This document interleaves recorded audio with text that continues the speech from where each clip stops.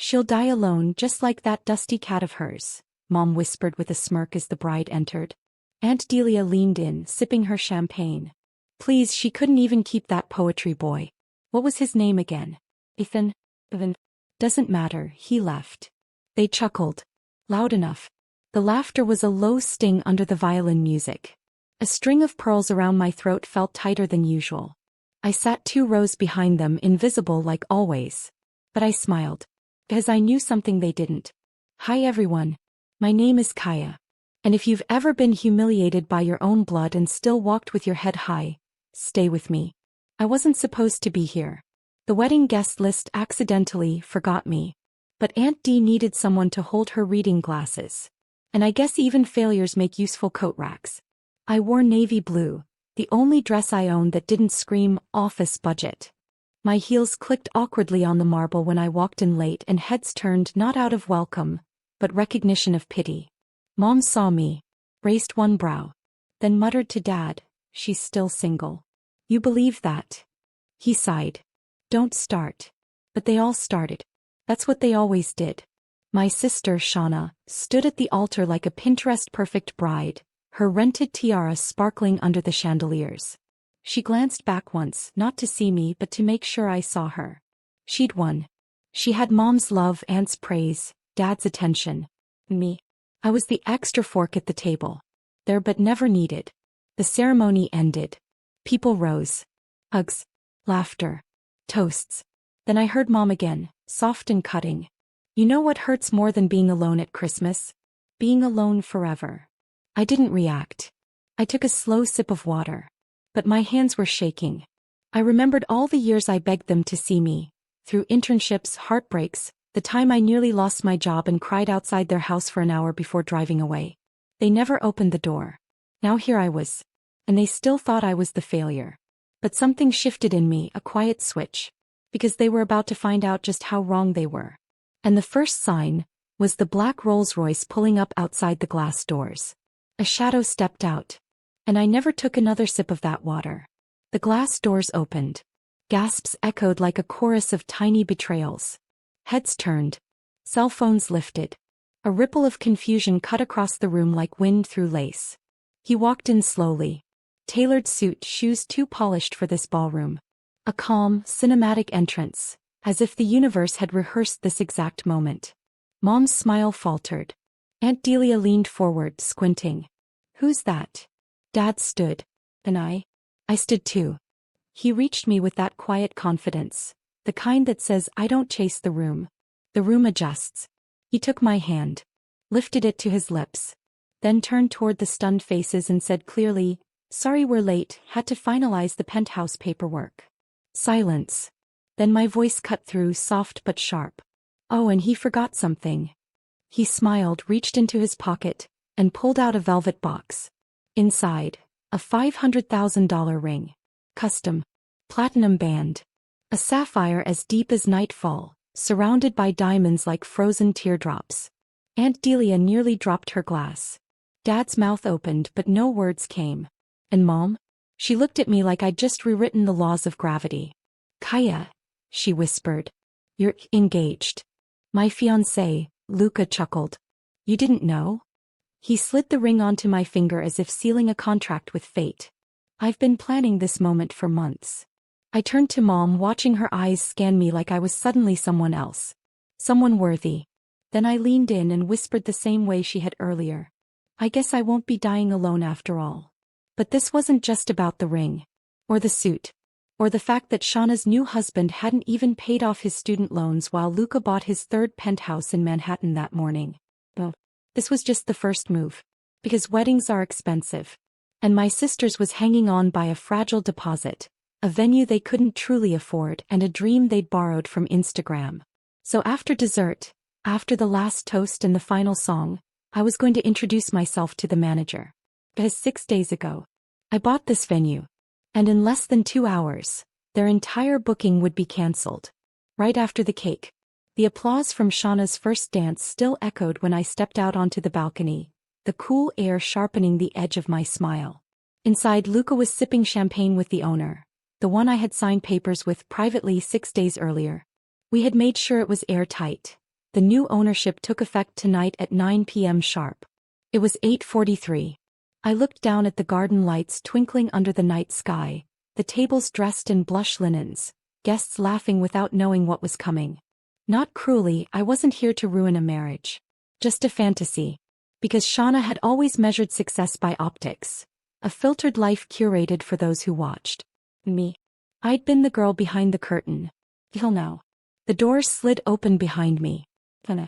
Her veil was off, her heels in hand. So, that's him. I turned, meeting her eyes. Yes. She gave a dry laugh. A little dramatic, don't you think? Showing up late, bringing Mr. Money, acting like you're royalty. I smiled. Funny. That's how you treated me all my life. He shrugged. Look, I don't have time for whatever stunt you're pulling. Just, don't ruin my night. For once, can you just let me have the spotlight? I stared at her, the makeup cracking under her eyes, the desperation disguised as glamour. Then I said softly, I'm not taking your spotlight, Shauna. I'm turning off the power. She blinked. What? Before she could ask again, a waiter walked out holding a silver tray. Miss Kaya, he said, handing me a slim white envelope. I opened it. Inside, a printed letter. Visual. Dated. Stamped. Shauna tried to grab it, but I held it up just out of reach.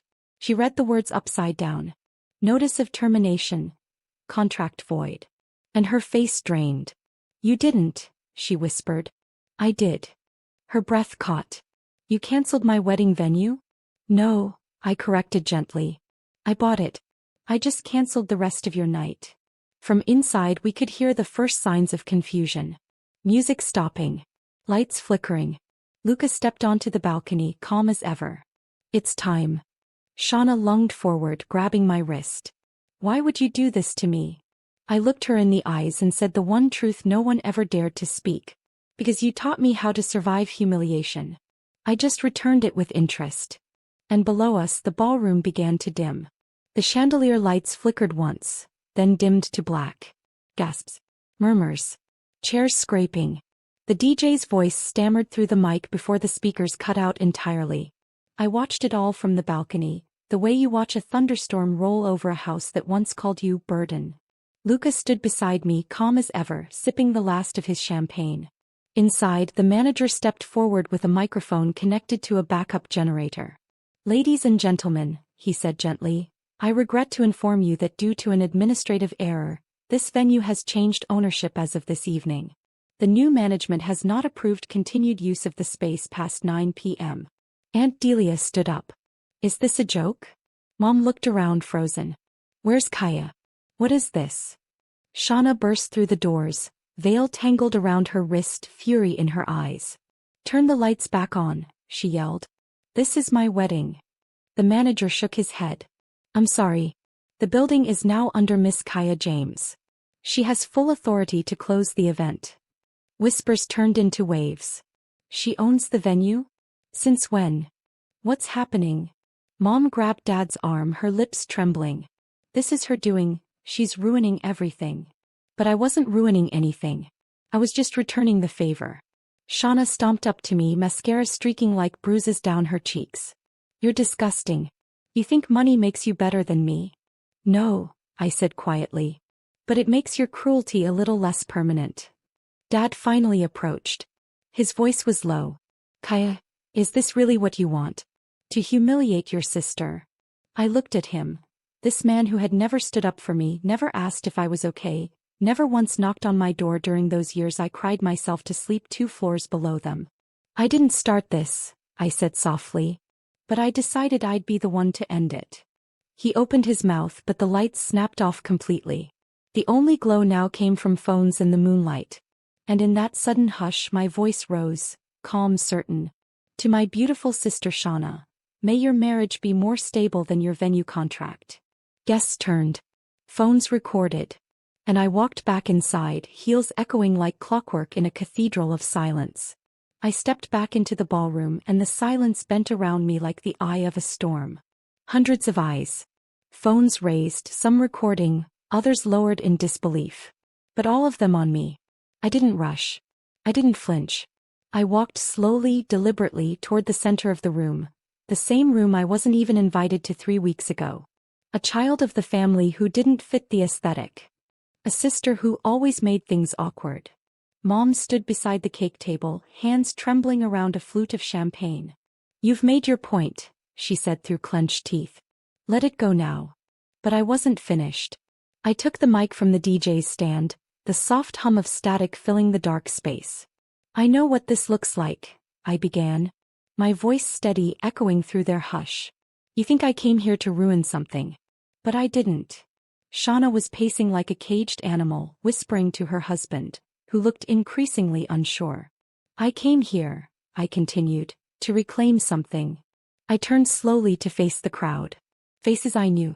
Faces that had laughed when I was stood up on my birthday, who told me I was too intense when I cried at family dinners, who reposted Shauna's photos but never liked mine. "I came here," I said, "because being invisible is worse than being hated. Pause. I came here to remind you that I was here all along." Someone coughed in the silence. Then a camera shutter clicked. I stepped down from the platform and walked toward Mom. She stiffened. "You once told me," I said, "that if I didn't fix my personality, I'd end up with no one." I raised my hand, showing her the ring. "And yet, I found someone who didn't ask me to shrink." Mom's eyes brimmed, not with tears, but with something worse. Realization. Then I turned toward Shauna, who stood red-faced beneath the dying glow of the exit sign. She hissed, "You're insane." I looked at her, and for the first time in my life felt nothing. "No," I said. "I'm awake." I slipped the mic back into its stand and the ballroom doors opened behind me, security stepping in to begin the shutdown. I didn't look back. I had a penthouse to wake up in tomorrow. And tonight I was going to sleep, finally free. Outside, the night was velvet silent, the kind of silence that doesn't ask for permission. I stood by the valet booth as the last flickers of wedding decor were hauled out like broken dreams. Shauna's florist argued with staff, her voice cracking.